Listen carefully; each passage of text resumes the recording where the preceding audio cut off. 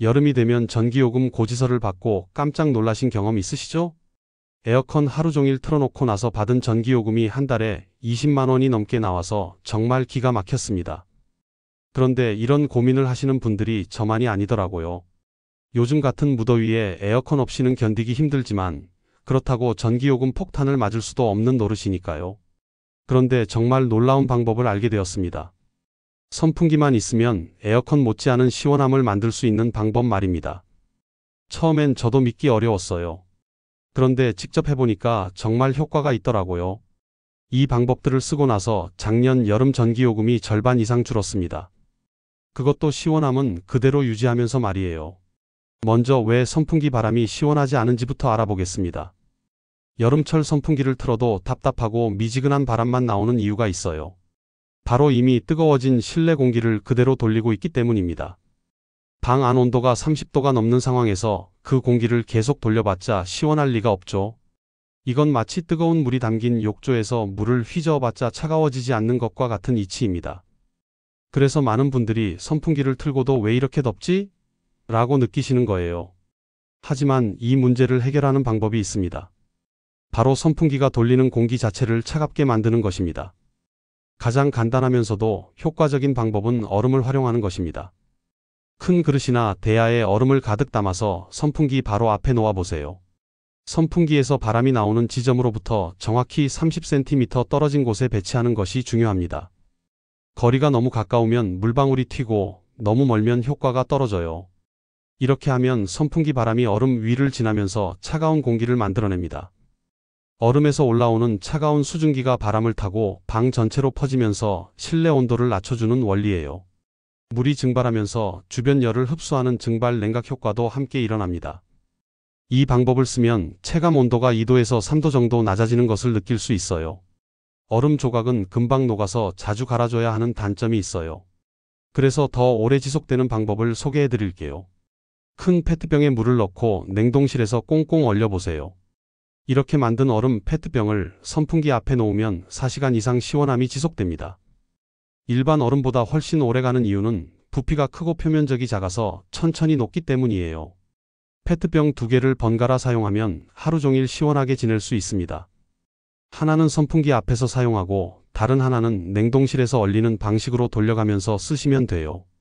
이 방법의 전기요금은 선풍기 전력비만 들어가니까 하루에 150원 정도밖에 안 나와요. 에어컨 하루 사용료와 비교하면 정말 큰 차이가 나죠.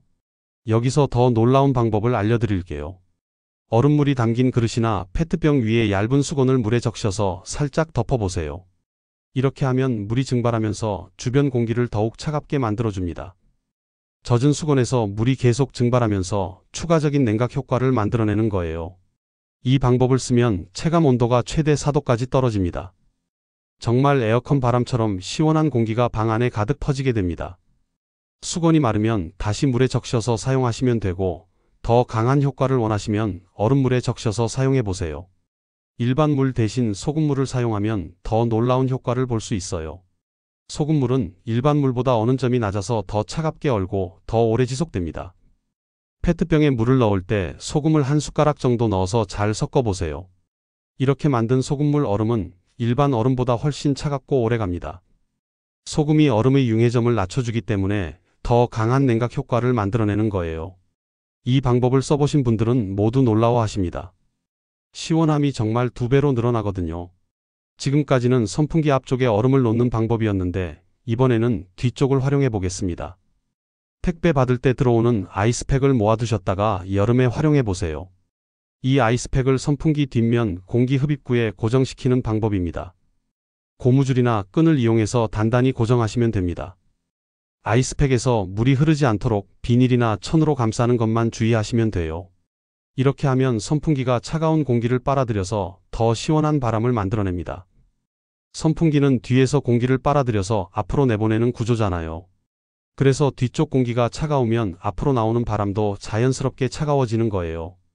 이 방법의 가장 큰 장점은 선풍기에서 나오는 모든 바람이 고르게 시원해진다는 것입니다.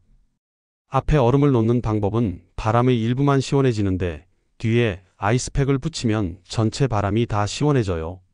거실이나 넓은 공간에서 사용할 때 특히 효과적입니다. 방 전체를 시원하게 만들고 싶을 때 정말 탁월한 방법이에요. 앞에는 얼음 그릇을 놓고 뒤에는 아이스팩을 붙인다면 효과가 2배로 늘어납니다. 이렇게 하면 정말 에어컨 리모컨을 찾지도 않게 될 거예요. 아이스팩은 한번 모아두면 몇 년 동안 계속 사용할 수 있으니까 거의 공짜나 다름없죠. 이번에는 선풍기를 단순히 바람을 만드는 용도가 아니라 공기 흐름을 바꾸는 장치로 활용해 보겠습니다. 특히 밤 시간에 효과가 정말 좋은 방법이에요. 밤에 바깥 공기가 실내보다 시원할 때 사용하는 방법입니다. 먼저 창문을 2군데 이상 열어야 합니다. 하나는 선풍기를 놓을 창문이고 다른 하나는 시원한 공기가 들어올 창문이에요. 여기서 중요한 것은 선풍기 방향입니다. 평소처럼 안쪽으로 바람을 불게 하지 마시고 반대로 바깥쪽으로 향하게 놓아보세요. 그러면 실내의 뜨거운 공기가 밖으로 밀려나가고 반대편 창문으로는 자연스럽게 시원한 바깥 공기가 들어옵니다. 이 방법은 집안 공기를 통째로 바꿔버리는 원리예요. 처음에는 이해가 안 되실 수도 있어요. 선풍기를 바깥으로 돌리면 바람이 안 들어오는데 어떻게 시원하지? 그런데 실제로 해보시면 정말 놀라실 겁니다. 뜨거운 공기가 밖으로 나가면서 방 안 전체가 금세 시원해져요. 이것은 공기 대류 현상을 이용한 것입니다. 뜨거운 공기는 가볍고 차가운 공기는 무겁기 때문에 자연스럽게 순환이 일어나요. 한쪽에서 뜨거운 공기를 빼내면 반대쪽으로 차가운 공기가 들어오는 거예요. 이 방법을 언제 쓰면 가장 효과적일까요? 해가 진 후 저녁 9시부터 새벽까지가 최고의 시간입니다. 이 시간대에는 바깥 온도가 실내보다 낮아지거든요. 낮에는 바깥이 더 뜨거우니까 이 방법을 쓰면 오히려 더워질 수 있어요. 하지만 밤에는 정말 효과적입니다. 후끈했던 방이 시원한 바람이 도는 쾌적한 공간으로 변해요.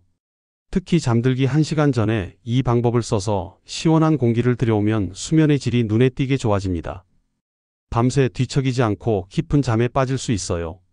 아무리 바람이 시원해도 내 몸이 달궈져 있으면 그 시원함이 잘 느껴지지 않아요. 그래서 이번에는 바람이 아니라 몸부터 시원하게 만드는 방법을 알려드릴게요. 찬물에 적신 수건을 목이나 손목에 감고 선풍기 바람을 쐬는 방법입니다. 이게 왜 효과적일까요? 물이 피부에서 증발하면서 피부의 열을 빼앗아가기 때문입니다. 우리 몸이 자연스럽게 에어컨 역할을 하게 되는 거죠.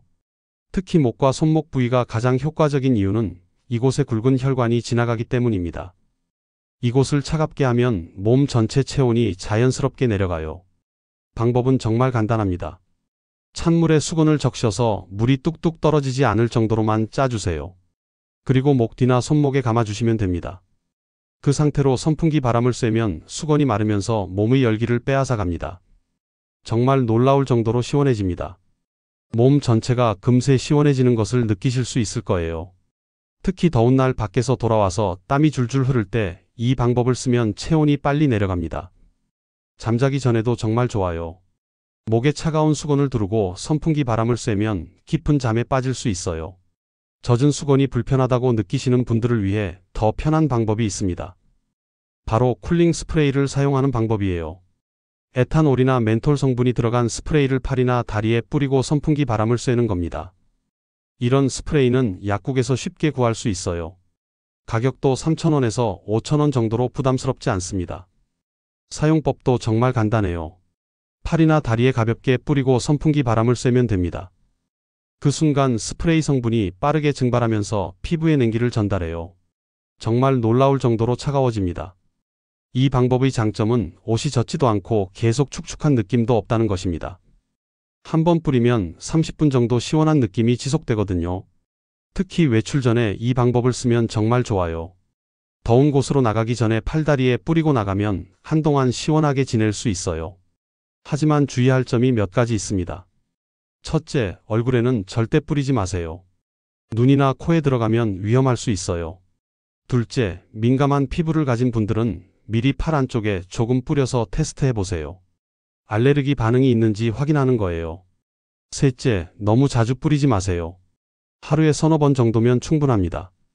지금까지 알려드린 방법을 다 따라 했는데도 왜 아직 시원하지 않다고 느끼실 수 있어요. 그럴 때는 딱 한 가지 원인을 의심해야 합니다. 바로 공기 속 습도입니다. 아무리 시원한 바람을 만들어도 공기 자체가 눅눅하고 축축하면 땀이 제대로 증발하지 않아요. 오히려 더 덥고 답답하게 느껴집니다. 특히 나이가 들수록 습한 날씨를 더 힘들어하게 되는데 이는 혈액순환이 예전 같지 않아서 몸에서 열이 잘 빠져나가지 않기 때문입니다. 피부도 예전처럼 탄력이 있지 않아서 땀구멍이 제대로 열리지 않아요. 실제로 여름철 불쾌지수는 온도보다 습도에 더 큰 영향을 받습니다. 온도가 30도라도 습도가 50%면 견딜 만한데 온도가 28도라도 습도가 80%면 견디기 힘들어요. 땀이 마르지 않으면 몸은 계속 열이 나는 상태로 남아있게 되고 바람이 불어도 시원하지 않게 느껴지는 거죠. 습도가 높은 날에는 바람이 피부에 닿아도 땀이 증발하지 않아서 체온 조절이 제대로 안 되는 거예요. 그래서 선풍기를 아무리 틀어도 답답하다고 느끼시는 분들이 많은 거예요. 이럴 때는 선풍기와 함께 제습기를 같이 켜보세요. 공기 속 수분이 빠져나가면 바람의 시원함이 훨씬 강하게 느껴집니다. 제습기가 없으시다면 전통적인 방법들도 있어요. 첫 번째는 신문지를 이용하는 방법입니다. 신문지를 구겨서 방 곳곳에 놓아두세요. 특히 모서리 쪽이나 옷장 근처에 놓으시면 습기를 잘 빨아들여요. 하루에 한 번씩 새 신문지로 갈아주시면 더 효과적이에요. 두 번째는 숯을 이용하는 방법입니다.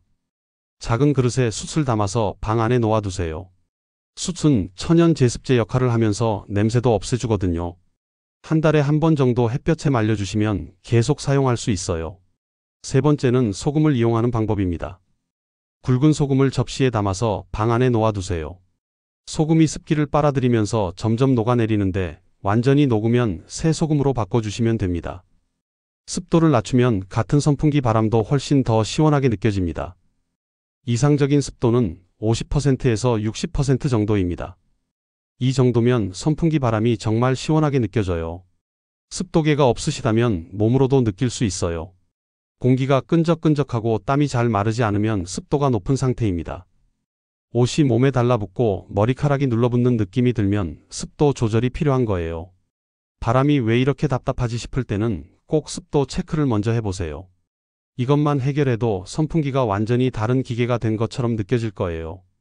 전기료 절약의 실제적 효과. 이 모든 방법들을 활용하면 전기료를 정말 많이 절약할 수 있어요. 선풍기 하루 사용료는 하루에 150원 정도밖에 안 나가는데 에어컨은 하루에 5,000원 이상 나가거든요. 40배 차이가 나는 거죠. 여름 석 달 동안 에어컨 대신 이 방법들을 쓰면 전기료를 몇십만 원 절약할 수 있어요. 그 돈으로 여름철 기운이 빠질 때 보양식이라도 해먹는 게 더 나을 것 같아요. 소중한 돈을 전기료로 낭비하지 마세요. 에어컨을 안 쓰면 건강에도 더 좋아요. 에어컨 바람에 오래 노출되면 냉방병에 걸리기 쉽고 실내외 온도차가 크면 자율신경계에 무리가 가거든요. 하지만 선풍기와 자연 냉각 방법을 쓰면 이런 문제들이 없어요. 자연스럽게 체온을 조절하면서 건강도 지킬 수 있는 거죠. 특히 나이가 들수록 급격한 온도 변화는 몸에 부담이 되는데 이 방법들은 점진적이고 자연스러운 냉각이라서 몸에 무리가 없어요. 밤에 이 방법들을 활용하면 수면의 질도 크게 향상됩니다. 에어컨 바람처럼 인위적이지 않아서 자연스럽게 잠들 수 있어요. 특히 목에 차가운 수건을 두르고 선풍기 바람을 쐬면서 잠들면 정말 깊은 잠에 빠질 수 있어요. 밤새 뒤척이지 않고 아침에 일어나면 몸이 한결 가벼워진 느낌을 받을 거예요. 좋은 잠은 다음날 컨디션에도 큰 영향을 미치니까 이런 방법들로 시원하게 잠들 수 있다는 것은 정말 큰 장점이에요. 이 방법들은 환경에도 좋아요.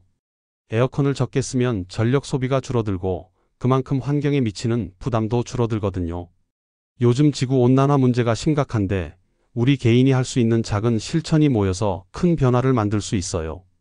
후손들에게 깨끗한 환경을 물려주는 것도 우리 세대의 책임이잖아요. 이런 방법들을 쓰면서 환경 보호에도 기여할 수 있다는 것은 정말 의미 있는 일이에요. 이제 이 방법들을 실제로 실천해 보세요. 오늘 당장 페트병 하나를 냉동실에 얼려두세요. 택배 아이스팩이 있으시면 그것도 냉동실에 넣어두시고요. 내일부터는 선풍기 앞에 얼음 그릇을 놓고 뒤에는 아이스팩을 붙여보세요. 정말 놀라운 변화를 경험하실 거예요. 처음에는 조금 번거로워 보일 수 있지만 한번 해보시면 그 효과에 깜짝 놀라실 겁니다. 여러분, 이제 에어컨 없이도 시원한 여름을 보낼 수 있는 방법을 모두 알게 되셨어요. 전기료는 10분의 1로 줄이고 몸은 더 건강하게 지키면서 잠도 깊게 잘 수 있는 방법들이에요. 이 방법들을 활용하시면 여름이 더 이상 두렵지 않을 거예요. 오히려 전기료 걱정 없이 시원하게 지낼 수 있는 계절이 될 거예요. 오늘 알려드린 이 방법들은 전부 쉽고 돈이 거의 들지 않습니다. 냉동실에 얼음 하나만 준비해두면 선풍기 바람이 확 달라지고 아이스팩과 수건, 창문 바람만 잘 활용해도 전기료는 줄이고 더 시원한 여름을 만들 수 있죠. 주변 친구들이나 이웃분들이 나는 전기요금 때문에 에어컨을 아예 못 켜라고 말할 때 이 방법을 꼭 알려주세요. 이 영상 보내주시면 정말 큰 도움이 될 겁니다. 특히 혼자 있는 친구들이나 고령의 어르신들께도 큰 도움이 됩니다. 에어컨 없이는 못 살아 하시던 분들도 이 꿀팁을 쓰고 나면 정말 만족해 하실 겁니다.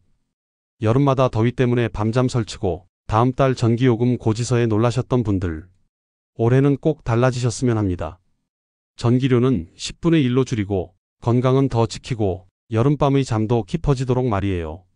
지금 당장 냉동실에 페트병 하나 얼려두는 것부터 시작해보세요. 시원한 여름, 여러분도 충분히 누리실 수 있습니다.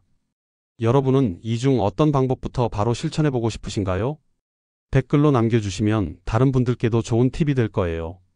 구독과 좋아요도 한 번씩 부탁드립니다. 끝까지 시청해주셔서 감사합니다.